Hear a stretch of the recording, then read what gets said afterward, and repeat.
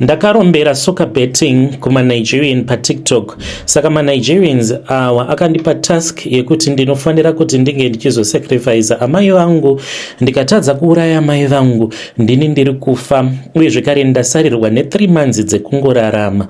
Muri yeZimbabwe tinokuchingamidzai zvekare kune chimwe chirongwa pano pa Zim Facebook Secrets and Confessions. Pane nyaya iyo yandauya nayo ndakakubatirai yakamira sekudai. So hanzi mukomana chimakadii pamwe chete nemhuri, ndauyawo pano kunyangwe zita rangu zvenyu mukasaviga zvenyu. Ndinonzi Dennis, ndiri murume ndine makore 42 years ekuberekwa, ndinogara muno munyika yevatorwa matisiri kudiwa umu, but inini handibude muno muSouth Africa nekuti kwandiri kugara kuchiri very safe. Mukomana chinyaya yangu yakamira yakadai. Mugore ra2020 ndipo pandakauya muno muSouth Africa, ndakasvikira kumba kwamukoma wangu avo vakange vachigara muPretoria, ndakange ndichigara muHaranguwa. Mukoma vangu vainge vasingaende kubasa, vaita zviya zvekutamba mabhiza, vaimuka makuseni voswera variko, dzimwe nguva vaihwina, dzimwe nguva vaidyiwa.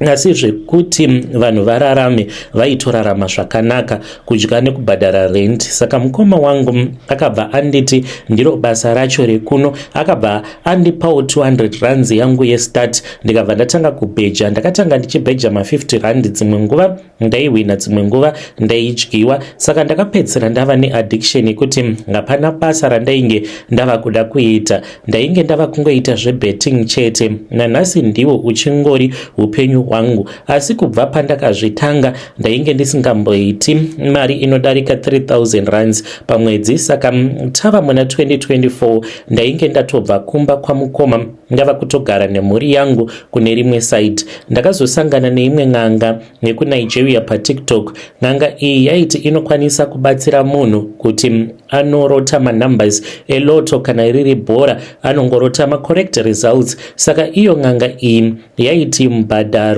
wake aingoda 5% pamari yandinenge ndahwina. Saka kana uri munhu wenjuga unoriska, that's why muchiona vamwe vachitonzi abheja imba. Inyaya yekuti munhu anenge achitongoriska achida kuwana zvinhu zvakawanda hake in return.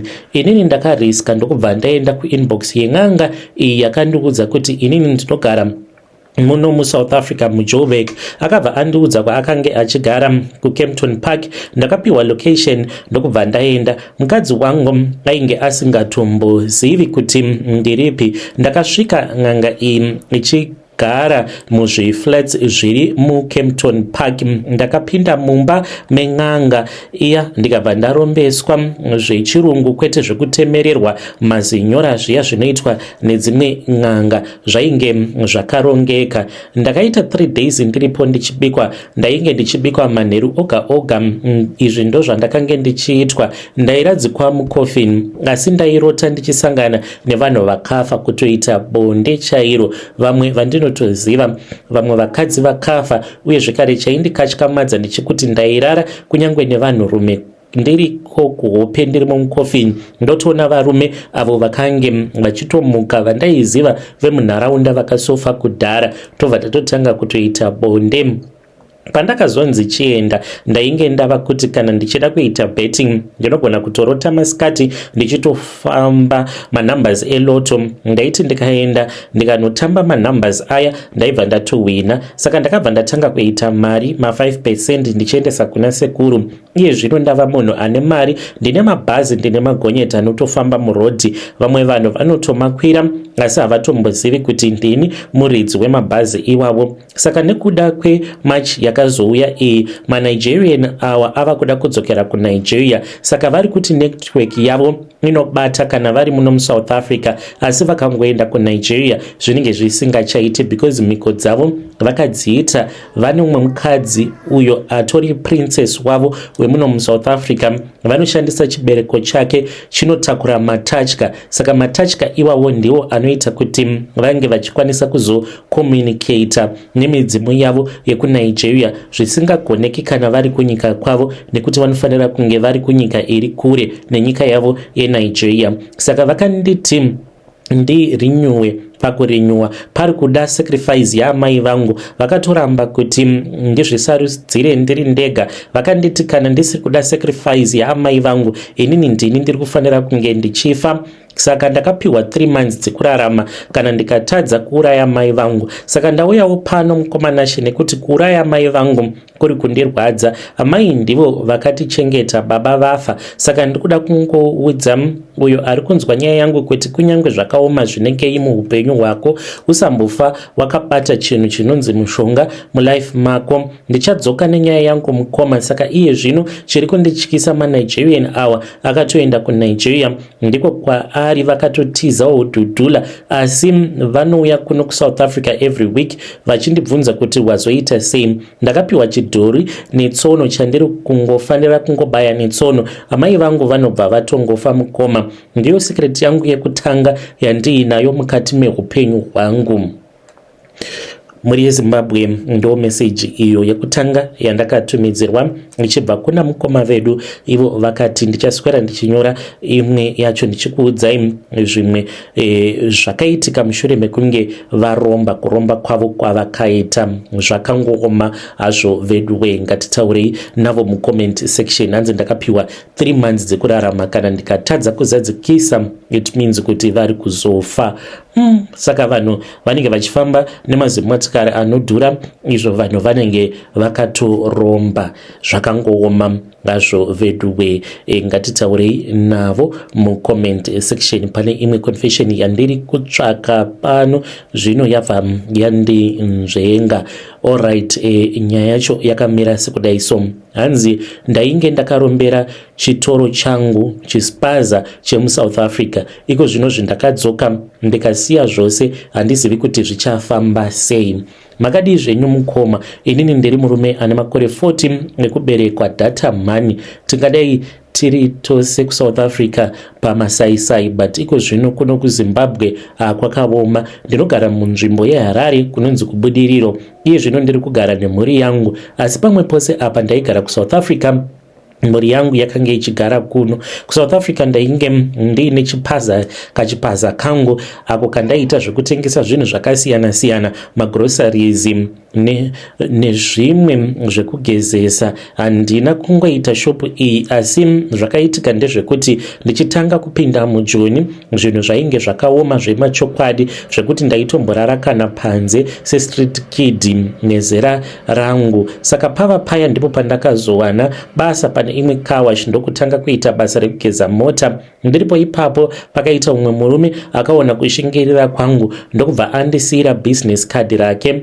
Ndakazomutsvaka paya akandiudza kuti aida kundidzidzisa kubata hove ngombe. Murume uyu pandakatanga kusangana naye akange aini Range Rover. Ini ndakange ndisingatozivi kuti akange ari munhu wekumusha. Saka akauya ndokubva andiudza kuti iye akange ari doctor in a government hospital ikoko kuSouth Africa. Saka akati wageza motikari yangu zvakanaka. Handina kunge ndakatoona kuti mumotikari mainge muine mari yainge irimo. Saka akange asiya mari yainge iri mumotikari. Handinawo kuiona, but iye akafungidzira kuti mari ndainge ndaiona ndikasarudza kusaiba ndokubva atondipa 200 rand. Apa mukomanashi ndichipiwa 200 rand taishandira 70 something rand per day. Saka ndakabva ndafara ndikati ndatopiwa mari yemazuva maviri kutowedzera 10 rand inenge itori mari yemazuva matatu. Ndikafara. Handina kuda kuratidza vamwe vandakange ndichishanda navo nekuda kwegodo revanhu vari muSouth Africa. Saka akabva achizoti kwandiri, bosi vako vanonyanya kudhura, mani kawashi yavo vanodhurisa. Saka iwewo zvatinogona kuita ndezvekudai, ndoda kukudzidzisa business. Unopota uchizoya kumba kwangu, ndinogona kuzotaura nemaneighbors angu uchizotopota uchizotogeza motikari dzavo pamaweekend. Saka ndakabva ndatotanga kutotenga mishini yangu, mavacuum, ndikabva ndatoenda ndichinoita mapiece job. Saka paakanditi ndinoda kukudzidzisa kubata hove paya, ndakatobvuma mukomanachi ndikafungidzira kuti ari kuda kundidzidzisa kuti business unorirana sei, because kunyange akange ari chiremba but ainge ari muzvina business zvekare. Asi akabva andiudza kuti ainge achida kundiendesa to the source of his own wealth. Saka ndakabva ndachizoenda naye mukomanachi takaenda kuno umwe mukadzi wekuMozambique, ndipo pandakabva ndachizonoromba. Mukunoromba kwandakaita mukoma ndakabva ndachizopiwa chimwe chimhuka chainge chakaumbwa chakaita kunge gudo. Saka chimhuka ichi ndakanzi ndaifanira kuti ndige ndichizopota ndichichipa mukaka fresh milk mangwanani ega ega ndichingotanga kungovhura shopu yangu. Ndinofanira kuita saizvozvo, asi ndaifanira kuenda ndonotenga fresh milk kubva kune imwe spaza shopu.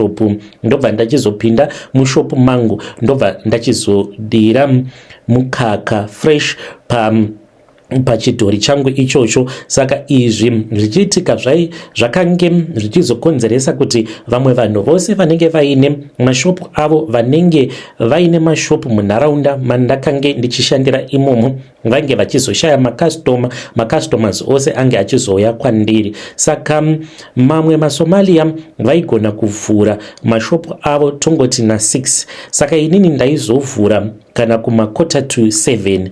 Izvi ndaizviitira kuti ndiwane mukana wekuenda kunotenga fresh milk. Ndobva ndachizodzoka, kunyangwe fresh milk inenge irimo muspaza mangu, ndobva ndazvivharira muspaza mangu, ndobva ndazvibvisa hembe dzose.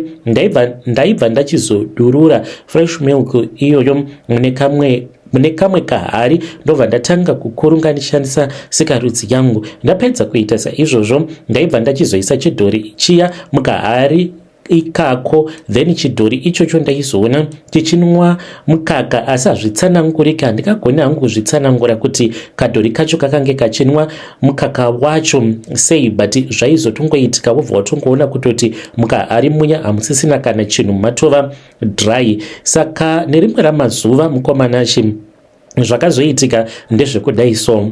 Ndakamuka semazuva ose ndikatobva kwandakange ndichigara, because ndakagumisidzira ndava nemari, ndenge iine mumvuri zvekuti zvakange zvisingachaiti kuti ndinge ndichinzi ndingagara mulocation. Ndaitya kuti vaigona kuzondihijeka vanhu vaizviziva kuti ndine mari ndiri wekuZimbabwe. Saka ndakazoti ndasvika mulocation nguva dzangu idzodzo ndokubva ndaenda pane chimwe chipaza choumwe muEthiopian akange aine chipaza chake padhuze nepandakange ndichishandirawo. Akabva anditi vakange vasina fresh milk mumafiriji mavo atotarisa. Ndobva ndaenda pane chimwe ndakatenderera zvipaza zvinodarika 10 mukoma. Apa ndainge ndakapiwa mhiko yekuti handifanire kuti ndinge ndichizobuda mulocation imomo ndichienda kune imwe location unless ndazototama ndabvisa spaza yangu munharaunda mainenge iri, ndimo mandinofanira kuti ndinge ndichiita mhiko dzangu imomo. Saka dambudziko rakazovapo nderekuti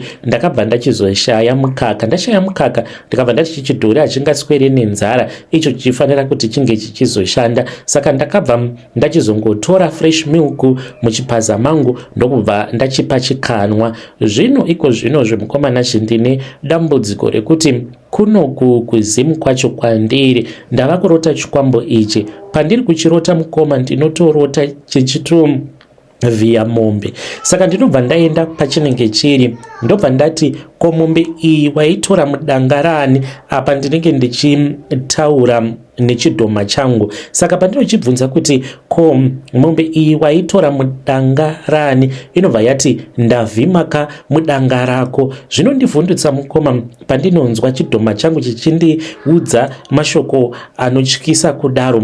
Izvezvi ndiri kutya kuti ndinogona kupenga nekuda kwezvandakaita. Saka kuzadzikisa mhiko ndinofanira kudzokerako kuSouth Africa ndonoita basa rangu randakange ndichiita rezvepaza, but kuSouth Africa kwacho hakuchadzokereki. Apa mhiko ndinofanira kugara ndichipa chidhori changu mukaka. Kuromba kwandakaita muSouth Africa, urombwa hwacho haufanire kuti hunge huchizoshanda muno munyika yeZimbabwe. Muri yeZimbabwe ndo meseji iyo yandakatumidzirwa ichibva kuna mukoma vedu. Zvakangoma ngazvo vedu we, umwe noumwe anenge aine stress dzake. Unenge wakatongobva kuSouth Africa usina chauinacho, but umwe munhu akatoremerwa kutotaura kudai. So urombwa hwake, zvinhu zvaakatora kusouth izvezvi zvakatarisana naye kuti uya shamwari tipedzerane. Zvakangooma hazvo. Vedway, ngatitaurei navo mucomment section. Rekedzei tibva taenda panyedu inotevera. Nyedu inotevera yakamira sekudai. Zvakangooma. Hanzi kudzingwa kuri kuitwa maforeigners kuSouth Africa kwaita kuti murume wangu adzoke apa ainge akatiza mhosva yekudanana nekaunderage. Makadii mukoma? Ndauyawo nenyaya yangu. Ndiri mukadzi ndine makore 37 years ekuberekwa. Ndichachinja kwandinogara ndichati ndinogara muchitungwiza. Nyaya yangu yakamira yakadai. Ndakaroorwa nemurume wangu tikabereka vana 2. Saka murume wangu munhu aigara achingondichita. Saka murume wangu akazodanana neka-underage. Saka hama dzekamusikana ka-underage kaya dzakanga dzava kuda kusungisa murume wangu. Murume wangu paakaona kuti mhosva yake yaendeswa kupolisi, murume wangu akabva atiza achienda kuSouth Africa. Saka kuenda kwaakaita murume wangu hapana kana waakaudza kuti ari kuenda kuSouth Africa. Hama dzemurume neni tese hapana aiziva kuti Obed aripi. Obed takamushaya muna 2016 ndipo paaida kusungiswa nemaparents ekamusikana ka-underage kaakange achifambidzana nako. Saka kubva muna 26 hapana munhu aicommunicata naObed kana ini mukadzi wake ndakaguma ndava kutonzi ndini ndinoziva kuna Obed. Apa ndaipomerwa mhosva hangu, but chandaiziva hapanawo zvangu. Ndakabva ndatanga kusafa nevana ndokubva ndazonopiwa capital nehanzvadzi yangu yekuvhura musika. Ndokubva ndaenda kuMbare kunoorder hangu mafruits and vegetables. Ndizvo zvakanga zvava kundipa mari yekuti ndirarame nevana. Saka hama dzaObed dzakabva dzanditi maiguru ndimi munoziva kwakaenda Obed. Saka dzimwe hama dzaObed dzakatanga kunditi ndakauraya murume kuti ndigogara pamba. Apa ini ndaitoshayawo kuti Obed akaenda kupi. Ndaitonetseka nawo ndisingatozivi kuti baba vevana vangu vakaenda kupi. Saka inini naObed pane time dzataimbogara zvedu tichinetsana. Nyaya yataigara kunetserana yaiva yekuti Obed aiva hure rechirume, aigaro ndichita ende paaiita girlfriend Obed aiita violence kumba, zviya zvekuti aigona kana kundirova asingade kubvunzwa nezvemagirlfriends ake. Saka apa Obed paakadisappear ainge ava kudanana neunderage. Saka paakaona kuti maparents ekamusikana kaaidanana nako vabereki vachifaida kumusungisa, paakaona kuti nyaya yake yaendeswa kupolisi, Obed akabva atiza. Hapana kana waakaudza kuti ari kuenda kupi. Saka ndipo pandakasara ndava kunzi nehama dzaiye Obed maiguru ndimunoziva kwakaenda hama yedu. Ndikatovati ndakangofananawo nemi musiri kuziva. Ndikanzi munoziva. Hama dzaObed dzakatosvika pakunditi ndakaroya Obed kuti iye agotetereka achienda nenyika asingafungi kudzoka kumba. Ndaipomerwa mhosva dzose idzi ndichinzi ndaida kugara ndega. Hama dzaObed dzaindidaro nekuti dzaiziva kuti inini naObed svondo raisapera tisina kurwa. Saka hama dzake dzakafunga kuti inini ndakateteredza Obed nekuti ndainge ndaneta nekushungurudzwa. Apa ini hangu hapana chandaiziva kana gwenzi remushonga randakabata. Hapana zvekuti ndinganzi ndakateteredza munhu nemushonga. Ndaigara ndichichemedzwa nehama dzemurume dzichiti nditaure kuna Obed. Saka hama dzaObed vakazofambawo vakaenda kwagogo neMhidden vanoita zveun'anga. Munovaziva mose, vakabatsira vamwe vanhu so vane mukurumbira. Vakasvika vakanzi Obed wenyu uyu iye ari kuzodzoka, asi kudzoka kwaari kuita achazofira mujeri. Vakabva vati gogo ivavo vanotaura nhema. Inini sezvo ndainge ndakavaudza kuti ndakanzwa zvichinzi gogo ivavo vanobatsira, vakati wagara wavafonera ukatovaudza kuti hama yedu iri kuSouth Africa. Sezvisinei mukomanashe vakafamba vakaenda kumwe, vakaudzwa zvekare kuti Obed uyu kwaari kuSouth Africa ikoko ari kutopara mhosva zvekare, anotoita zvekutoba motikari kunyika kwaari, anototya kutodzoka, asi kudzoka kwaachaita kuno achazofira zvake mujeri. fast forward mungoma zvakazoitika ndezvekudai so Obed uyu akabva achizodzoka kunoku. Mushure mekunge Obed azodzoka kuno ndipo apo pavakabva vachizozviziva kuti hama yavo yainge isina kana kumbogara yakafa. Obed akaita 10 years ari kuJoni pasina anoziva kuti ari kuJoni nekuti haana waainge akaudza, akangoenda asina waakaonekwa. Abuse yandakasangana nayo mukomanashi inorwadza. Saka kudzoka kwakaita Obed hama dzake idzo dzakabva dzandikumbira ruregerero. Pakadai so nhai mukomanashi, ndingaregerera here vanhu vakadai vakandishungurudza kwenguva yakareba vakasvika pakunditi ndakabhadhara n'anga inini kuti inge ichitaura zvinhu zvenhema. Ndinodawo kuti munge muchindibatsira. Ndanga ndafunga kuti ndinge ndichingoaleta mapurisa kuti bhinya riya rakasotiza kudhara, bhinya iri radzoka zvekare muno muZimbabwe, munhu ange achisungwa. Kana ndikaita saizvozvo havazoti ndaitira hama yavo utsinye here. Ndichange ndichizotevererawo ndiri mucomment section. Ndinodawo mazano kubva kune vedare renyu. Apa kudzoka kwavava kuita kwandiri vanondikombera ruregerero vachiti tiregerere vana. Tiri kutofara kuti iko zvino zvavava kuzviziva kuti mubereki wavo uyo wataifungidzira kuti akasofa akatorwa nenguva iye achiri zvake mupenyu. Saka chiregererawo hama yedu kuitira kuti akwanise kuzoonawo vana vake vachikura. Muri yeZimbabwe ndo message iyo yandakatumidzirwa ichibva kuna vanzvadzi vedu. Ngatitaurei navo mucomment section vanzvadzi vedu ava zvakangooma hazvo vedu uye mushure mekunge vanhu vakushungurudza kwenguva yakareba kudaro vobva vachizodzoka zvekare vachiti kwauri chitiregerera. Apa vari kuda kuti vange vachigara naye Obed uyu. Zvakangooma hazvo vedu we. Hanzi aidanana neunderage, vabereki vacho vakanomangara kumapurisa. Regedzai tibva taenda panyaya yedu inotevera. Hanzi ndinoda kureurura kuromba kwandakaita ndichishandisa mwanasikana wangu kuti ndidiwe pabasa nemurungu. Inzwaiwo zvandakaita. Makadii mukoma? Ndauyawo kuzoreurura kuromba kwandakaita. Ndiri murume ndina makore 50, ndinogarawo muChiredzi. Nyaya yangu zvizere yakamira yakadai. Ndaishanda pakambani yeshuga kuno kuChiredzi, saka munongoziva pamabasa pane vamwe vandakapinda navo basa vakapiwa mamwe mabasa ari nani. Inini basa randakatanga ndichiita ndichipinda pabasa ndiroro, handina kana kuzombonziwo ndava neexperience, handina kana kunzi chiitawo supervisor kana kunzi manager. Asi vamwe vandakapinda navo ndakatoona vamwe vakuiswa kusupervisor. Mumwe murume wezera rangu akabva anzi ava manager. Ini ndakatotarisa, ini ndobva ndaramba ndiri kungogaiwa nzimbe chete.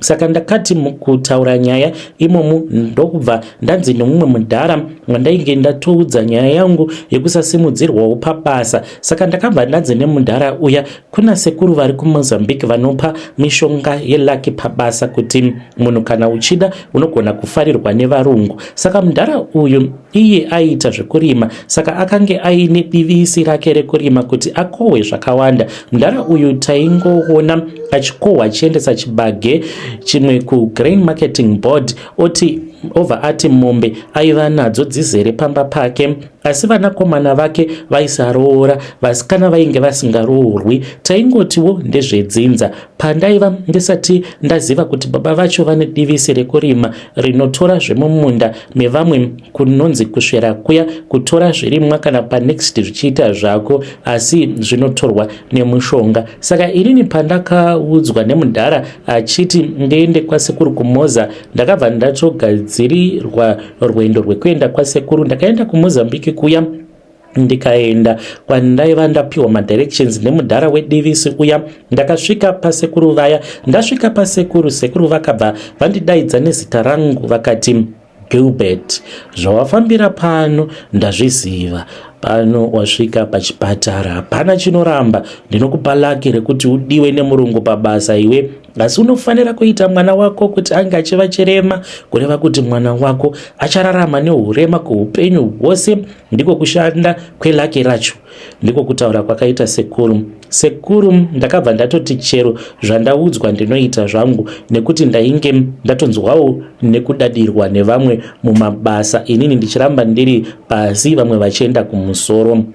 Ndakabva ndanzi nasekuru vaya nditaura zita remwanasikana wangu. Ndakabva ndataura paya, mwanasikana wangu akabva abuda pagirazi rasekuru. Zvadaro ndakanzi ndirove makumbo emwanasikana wangu. Sekuru vakandipa katsvimbo kadiki, ndiko kandakazoshandisa kurova makumbo emwanasikana wangu. Ndakanzi ndigorova katatu chete. Ndakaita sekudaro, sekuru vachibva vati zvako zvatoita, iwe watova nelaki, uchaona kubasa, uchafarirwa pamwe nekuwana favor kubva kumurungu. Saka ndakabva ndapiwa katsvimbo kaya ndokubva ndanzi ndinogara nako pese pandinenge ndiri. Katsvimbo aka kakayanikwa muhomwe yetrousers rangu. Saka ndakabva ndatodzoka kumba kwangu kuchiredzi. Pandakasvika pamba, mukadzi wangu aichema achitsanangura kuti mwana aremara. Zvangoitika ndakazotonyaradza madhamu ndichiziva zvangu kuti ndini ndainge ndaroya mwana wangu kuti aremare. Takazokonana namadhamu, vakange vava kuti ngatifambei tinzwe zvakonzeresa kuti mwana ange achiremara. Ipapo ndipo pandakavhara ndikati ndichatsvaka ine muprofita anouya achibatsira mwana kuti ange achifamba. Ndakazotsvaka muprofita wenhema. Muprofita uyu wenhema wandainge ndabhadhara nekuti madhamu vaigara vachinetsa vachiti ngatifambe nemwana. Muprofita wenhema uyu akangoita zvimuteuro zvekunyepedzera. Ndainge ndaita naye deal. Ndaida kuti madhamu vasaramba vachinetsa kuti mwana anoda kubatsirwa. Saka kubva pakauya muprofita wenhema, madhamu vakambonyarara kubasa. Ndakabva ndanzi ndava manager, mari yainge yava nani, but chandakanyatsonoita nemari yacho handina chandinobata kuti ndakaita ichi. Mwanasikana wangu ndakamuremadza aine 10 years kusvika ava ne22 years. Ndipo pakafumuka urombwa hwangu. Kuremara kwainge kwaita mwanasikana wangu ainge asingachagoni kufamba, aitorarama achiita zvekugwesha zviya. Saka zvakazoitika ndezvekuti this year muna May pakaita vamwe maprofita aida kupfuura nemotikari yavo padhuze nepamba pangu. Saka mota yemaprofita awa yakabva yanyura mumajecha mavhiri.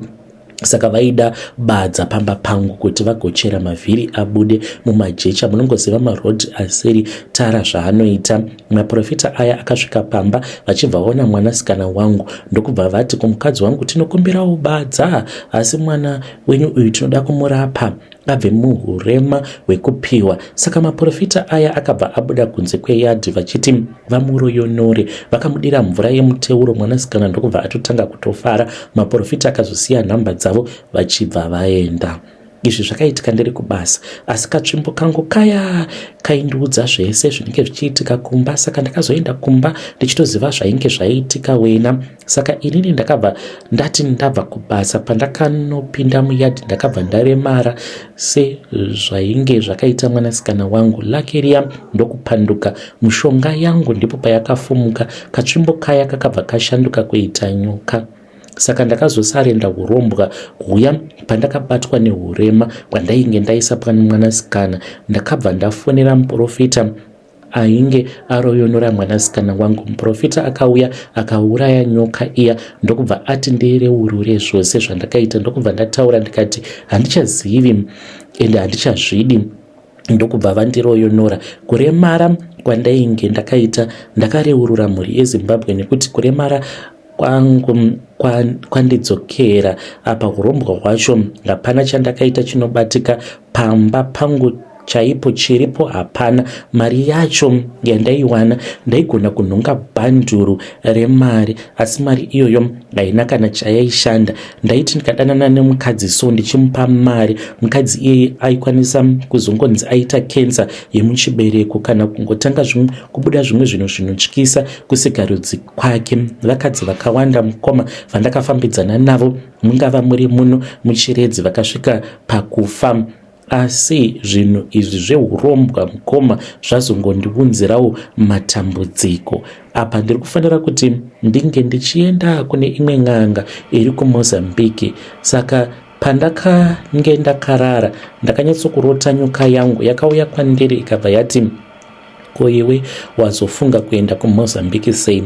zvawafunga kuenda kuMozambique, ziva kuti ini ndinogona kutongokuuraya usati wasvikako kuMozambique, saka ndinotya kufa muri yeZimbabwe. Vedare ndo meseji iyo yandakatumidzirwa ichibva kuna mukoma vedu avo. Ngatizamei kuti tinge tichitaura navo mucomment section zvakangooma hazvo vedu we. Anzi ndiri kutya kufa, vanotya zvavo kufa. Anzi nyoka yavo yakavaudza kuti ukangoenda kuMozambique uchiona zvandikuda kukuita. Ngatitaurei nezvayo nyaya iyi mucomment section. Vadiwa vateereri, ndo mamessages avo andanga ndakakubatirai. Ngatisangane zvekare mune zvimwe zvirongwa zvinotevera. Thank you very much for watching.